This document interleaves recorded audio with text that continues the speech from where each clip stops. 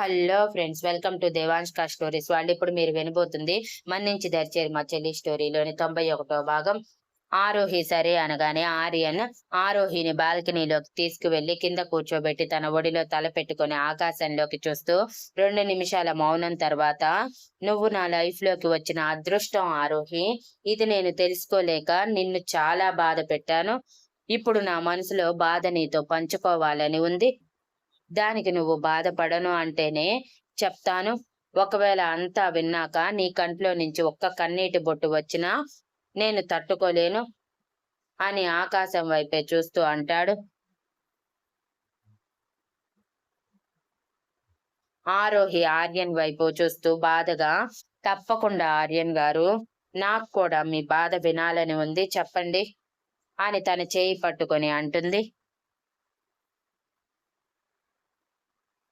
ఆర్యన్ ఆరోహి నడుం చుట్టూ చేయి వేసి మొహాన్ని తన పొట్టలో అదిమి తన కన్నీళ్లు బయటికి రాకుండా గట్టిగా కళ్ళు మూసుకొని కంట్రోల్ చేసుకుంటూ, నీకు తెలియదు ఆరోహి, నువ్వు నా నుంచి దూరం వెళ్ళిన క్షణం తర్వాత నా ప్రేమ అర్థమై నీ కోసం పిచ్చోడిలా ఆ రోజంతా ప్రతి చోట నువ్వు కనిపిస్తావేమోనని సిటీ అంతా వెతికాను. కానీ నువ్వెక్కడా కనిపించలేదు. నిరాశతో రోడ్ మీద వెళ్తూ ఉంటే నన్ను లారీ డాష్ ఇవ్వబోయింది అని అంటాడు. ఆరోహి భయపడి తన చేతిలోని ఆర్యన్ చేతిని గట్టిగా పట్టుకొని టెన్షన్ గా ఆర్యన్ వైపు చూస్తూ ఉంటుంది. ఆర్యన్ నవ్వుతూ ఆరోహి వైపు చూస్తూ, భయపడకో, నాకు ఏమీ కాలేదు. ఒకవేళ ఏమైనా జరిగి ఉంటే ఇలా నీ ఎదురుగా ఉండేవాడిని కాదు కదా అని. ఆ టైంలో సంజయ్ నన్ను కాపాడాడు. తర్వాత నేను నీ కోసం ఏడుస్తూ ఉండటం చూసి ఏం జరిగింది అని అడిగితే బాధ పంచుకోవటానికి ఎవరూ లేక సంజయ్తో మొత్తం చెప్పాను. వాడు ఫస్ట్ టైం నన్ను అసహ్యించుకున్నాడు. వాడు చిన్నప్పటి నుంచి నా పక్కనే ఉండి తిరిగాడు. అలాంటి వాడు అసహ్యించుకునేసరికి ఎంత పెద్ద తప్పు చేశానో అప్పుడు అర్థమయ్యింది నాకు.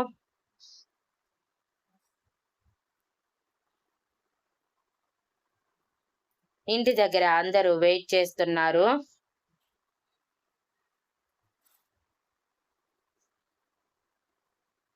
అని బలవంతంగా సంజయ్ ఇంటికి తీసుకువచ్చాక అందరూ ఎక్కడికి వెళ్ళావా అని అడిగితే అందరికీ నేను సమాధానం చెప్పలేక తలదించుకున్నాను.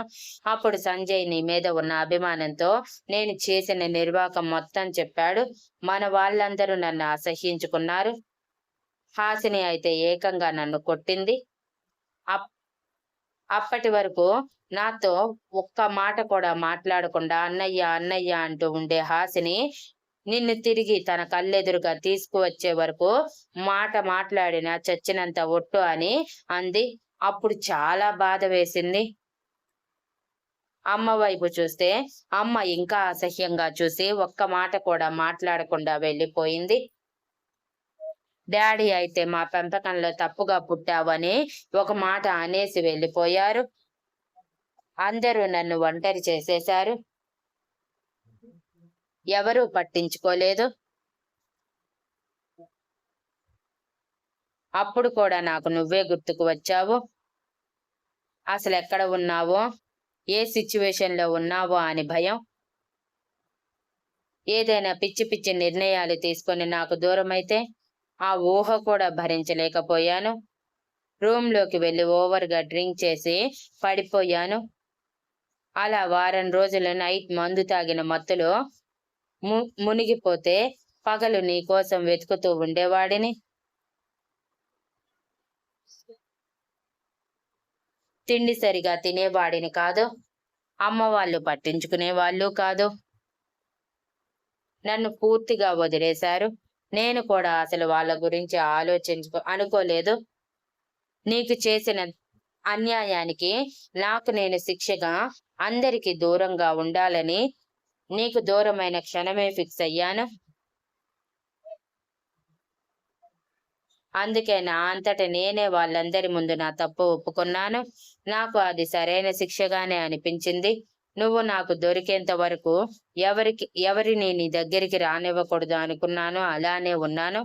వారం తర్వాత సంజయ్ వచ్చి, నేను అలానే ఉంటే ఒకవేళ నువ్వు కలిసినప్పుడు నేను ఇలా తయారవ్వటానికి నువ్వు అని ఫీల్ అవుతావేమని చెప్పాడు. నా వల్ల నువ్వు దేనిలోనూ రిగ్రెట్ ఫీల్ అవ్వకూడదు అనుకుని అప్పటి నుంచి మళ్ళీ షూటింగ్ లో బిజీ అయిపోయాను.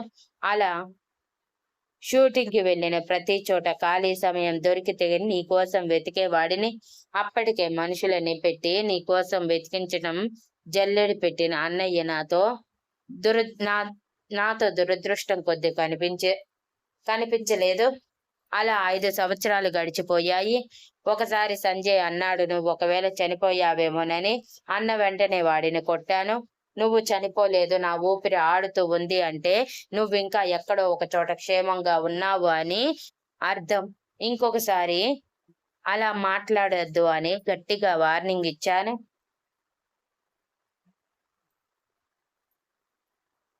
ఆ తర్వాత 5 సంవత్సరాలు ఎలా గడిచాయో కూడా తెలియదు.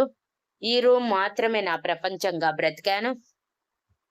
ఈ రూమ్ లోనే ఉండి నీకోసం నువ్వు ఎదురుగా ఉండి మాట్లాడినట్టు నీ ఫోటోతోనే మాట్లాడుకునేవాడిని. పూర్తిగా బయట ప్రపంచంతో కనెక్షన్ కట్ చేసుకున్నాను. బయటికి వెళ్తే షూటింగ్ కి తప్ప ఇంకా ఎక్కడికి వెళ్ళేవాడిని కాదు. అలాంటి నువ్వు 5 సంవత్సరాల తర్వాత కనిపించావు.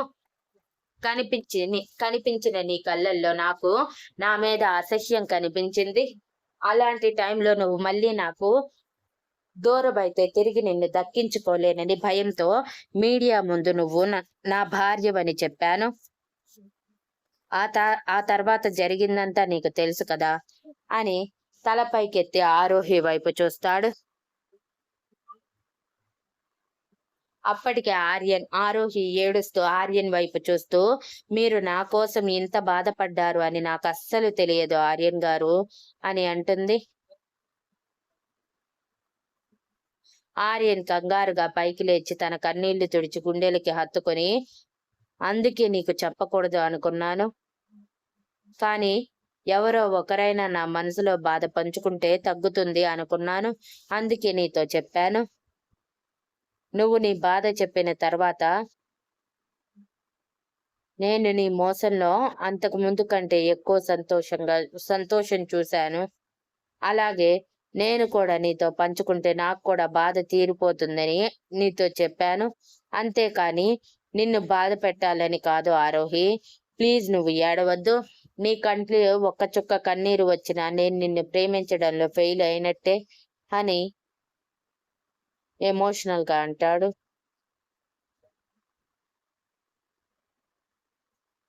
ఆరోహి వెంటనే కళ్ళు తుడుచుకొని, నేను ఇక జీవితంలో ఏడవను ఆర్యన్ గారు.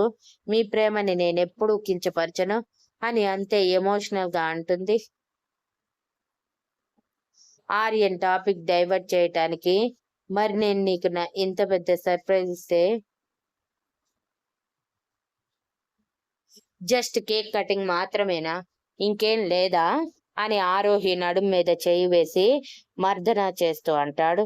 ఆర్యన్ కావాలని చేస్తున్నాడని అర్థమైన ఆరోహి, నేనే మీ సొంతం అయినప్పుడు మీరు మాత్రం ఇక మీకు ఇచ్చేది నా దగ్గర ఏముంది బాబు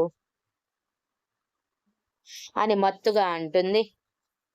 అయితే నిన్నే తీసుకుంటాను అని చెప్పి ఆరోహిని లోపలికి తీసుకువెళ్లి తనలో కలిపేసుకుని అలసిన శరీరాలతో ప్రశాంతంగా నిద్రపోతారు.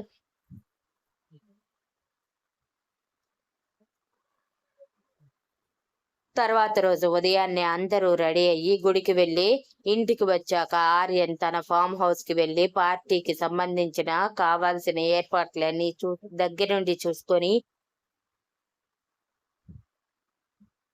సాయంత్రం అందరూ రెడీ అయ్యాక తనే దగ్గరుండి ఫామ్ హౌస్ కి తీసుకువెళ్తాడు.